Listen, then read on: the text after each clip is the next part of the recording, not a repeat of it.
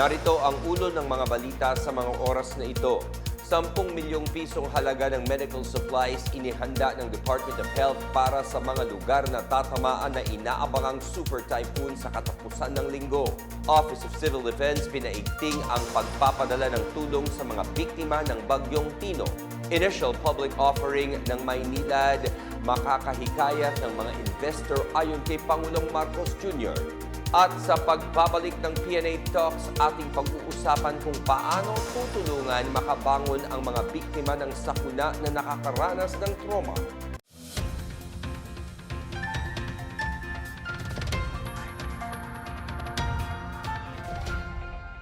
Ako si William Theo para sa PNA Headlines. Tuloy-tuloy ang paghahanda para sa inaasahang pagtama ng bagyong Fung Wong sa bansa ngayong weekend. Naghanda ang Department of Health or DOH ng 10 milyong pisong halaga ng medical supplies para sa buong Luzon. Kabilang sa mga inihandang medical supplies ay ang mga gamot para sa ubo at sipon, maintenance, hygiene kits at lalagyan ng inuming tubig. Naka-standby din ang mga ospital ng DOH at mga health emergency response teams sa mga lugar na inaasahang direktang tatamaan ng masamang panahon. Nakabantay din ang DOH sa lagay ng tinatayang 17,000 na evacuee ng Bagyong Tino sa Eastern Visayas kung saan pinangangambahan ang pagkalat ng sakit sa mga evacuation centers. Sa Central Visayas, binuksan ang Health Emergency Operations Center para magsagawa ng 24-hour medical response sa Bohol at Cebu. Pinapayuhan ang publiko na mag-ingat at maghanda ng emergency kits habang papalapit ang Bagyong Fung Wong sa Sabado na tatawaging uwan pagkapasok sa bansa. Samantala, ipagpapatuloy ng Department of Social Welfare and Development or DSWD ang relief operations para sa mga biktima ni Tino habang sabay na pinaghahandaan ang pagtama ng Bagyong Uwan. Ayon kay Secretary Rex Gatchalian, nagsagawa ang DSWD Field Office sa Ilocos Region ng quality inspection sa mga naka-preposition na family food packs bago ito ipamahagi. Naunang sinabi ni Assistant Secretary Irene Dumlao na naghanda ang DSWD ng mahigit 2 milyong family food packs na madaling maipapamahagi sa oras na maglandfall si Uwan. Prioridad na padalhan ng family food packs ang Ilocos Region, Cagayan Valley at Central Luzon na direktang tatamaan ng bagyo. Kasabay niyan, tuloy-tuloy ang relief operations sa mga bahagi ng Visayas at Mindanao na sinalanta ni Tino. Dagdag ni Dumlao, nakikipag-ugnayan sila sa Department of Budget and Management para makakuha ng dagdag na quick response funds. Pinaigting ng Office of Civil Defense ang relief operations nito sa mga lugar sa Southern Leyte na sinalanta ng Bagyong Tino. Ayon kay OCD Region 8 Officer in Charge Ray Gozon, pangungunahan ng Regional Response Cluster ang pamamahagi ng relief goods at iba pang pangunahing pangangailangan. Tiniyak ni Gozon na magpapadala ang agarang tulong ang Regional Disaster Risk Reduction and Management Council sa mga apektadong munisipalidad. Nagdeklara ang Southern Leyte ng State of Calamity noong November 6. Nagpadala naman ang OCD Region 8 kasama ng Tactical Operations Group 8 Tacloban, Joint Task Group Tacloban at Access 5 ng non-food items sa mga residente ng Bontoc sa Southern Leyte. Namahagi rin ang 180 hygiene kits sa mga bayan na na-isolate dahil sa landslide at 180 hygiene kits paulit sa bayan ng St. Bernard.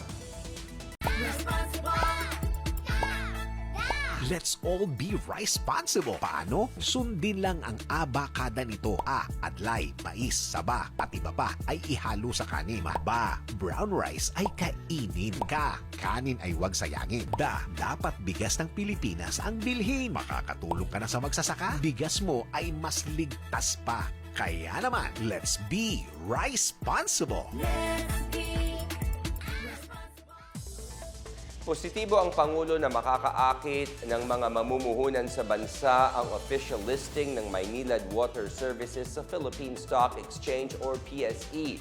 Pinangunahan ni Marcos ngayong Biyernes ang bell ringing ceremony sa PSE Events Hall sa Taguig City bilang hudyat ng pagsisimula ng trading ng Maynilad sa ahensya. Ang Initial Public Offering or IPO ay nagbibigay ng kakayahan sa Maynilad na maging bukas sa pagsusuri at accountability na makakatulong sa pagpapalawak ng capital markets. Ayon sa Pangulo, ang listing ng Maynilad sa PSE ay katibayan na handa, gusto, bukas at handa ang Pilipinas sa usapin ng negosyo. Sa pamamagitan ng public listing, makakapag-offer or makakapagbenta ng shares ang Maynilad sa publiko. Ilan sa mga program ng Maynilad ay ang Climate Resilient Water System, investment sa renewable energy at waste management at watershed protection.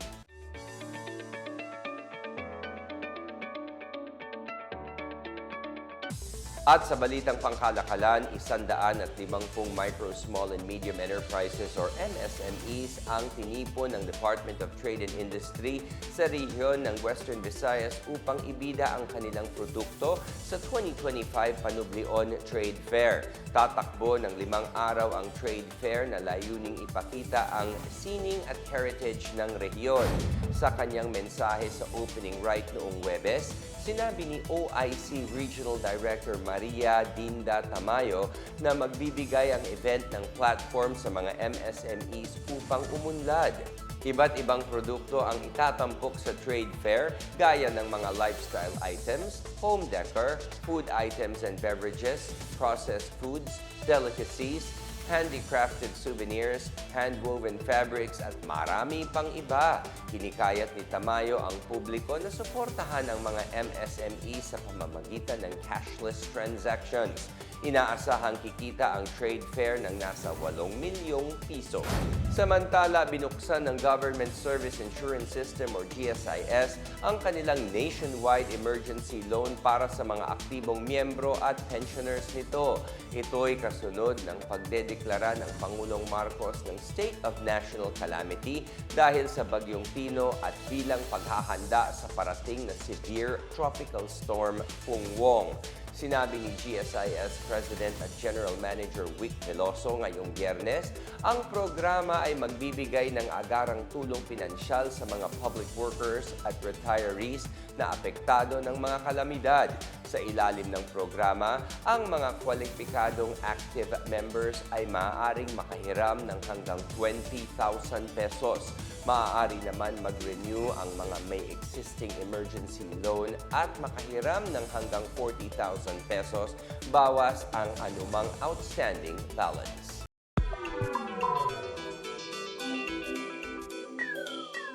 Sa gitna ng pagbangon mula sa mga nakaraang lindol at bagyo, maraming pasanin ng mga Pilipino tulad ng pagkain at iba pang pangunahing pangangailangan, kalusugan at kaligtasan. Pero nakakaligtaan ng mga Pinoy na bigyang pansin ang kalagayan ng kanilang pag-iisip at naapektuhan ng kanyang kakayahang makabangon at huwag sumuko. Paano mapapangalagaan ng mga Pilipino ang kanilang mental health sa harap ng hagupit ng sakuna?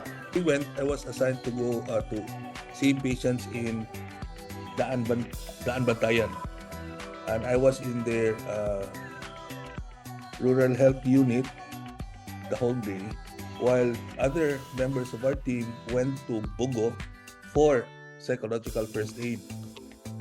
Okay, as it was, I did not see very many patients. I only saw 4 kasi parang the problem was the people were still very concerned about earthquakes, and we went there the day after and we saw how bad the lindol was. The roads were a little bit difficult to pass, and a lot of the people there were camping out. I was there 3-4 times with Americares. I was there for 1 day. We had also somebody who had sessions with children, in the rural health unit area of Daan Bantayan. He was able to talk to about mga 20 children, and medyo Kasi the way to go about it is, especially sa children, is it's more of a play. We call it play therapy. And there were children who were fairly resilient. Okay? Hindi sila masyadong affected. But there were children who were really affected in terms of na nanginginig, medyo problems with sleep, and with yung kahit na maliit lang na aftershock, sumisigaw. Yung priority nila talaga is food, clothing, and shelter, with a lot of stress on shelter. Okay, food and water, they were right now up sa ngayon, they're very okay with the food and the water, pero during the first week or so, talaga mahirap ang tubig. Okay. Good thing was there were a lot of individuals who went there to share water that they brought with them, and that has been the food and water situation has been improving a lot. Mga elderly, yun, na-miss out din. Okay? Lalo miss out din. So that is another issue that needs to be looked into. Yun nga sir, there are too few people who are helping out, and there are too many people affected in those areas. So it's going to be a slow process.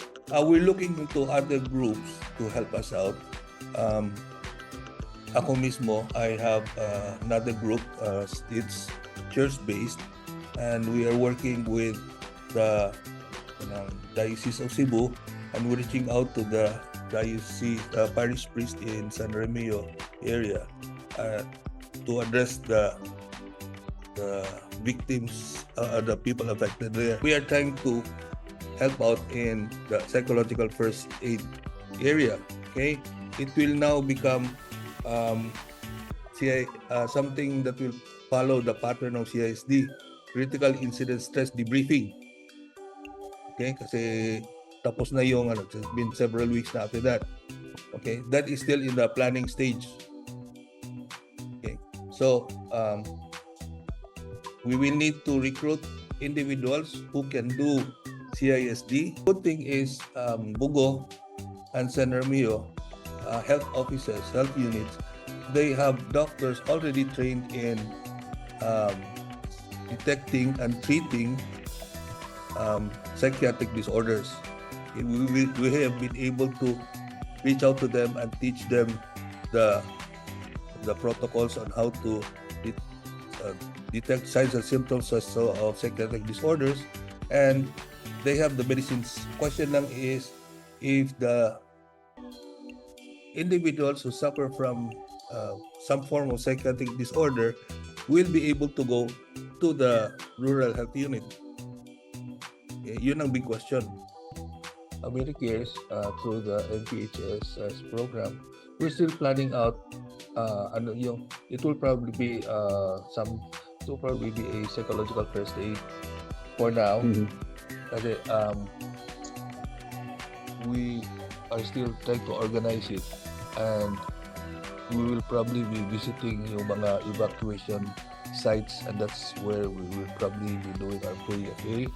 Pero for now, everybody is still busy with cleaning kasi it's all mud, and may mga bahay na nasira, gano'n. So right now, ang priority ng mga tao is still yung basic na infrastructure tsaka food. Okay? For those who are experiencing parang strong emotions, okay, it would be nice if they talked about it sa mga kasama nila. Okay? It's a parang stress debriefing din yun, to talk about what they went through with others. Although it would be better if there was somebody skilled in psychological first aid and CISD to help them out. If there are mga strong emotions, if there are individuals who suffer from strong emotions and difficult to sleeping and yung overt signs of fear, that they should go to a doctor or a rural health unit so that their concerns can be addressed and hopefully we may be able to have them out there. Kasi the more the person talks about it, the less bad, the less negative it becomes to them. Kasi nakaka-vent out na sila sa yung mga stored stress inside, tension na sa loob nila. At yan ang pinakabago at pinakamainit na balita sa mga oras na ito hatid sa inyo ng PNA Headlines. Para sa iba pang mga balita at impormasyon, bisitahin lamang ang aming website pna.gov.ph o ang aming Facebook at X account na Philippine News Agency.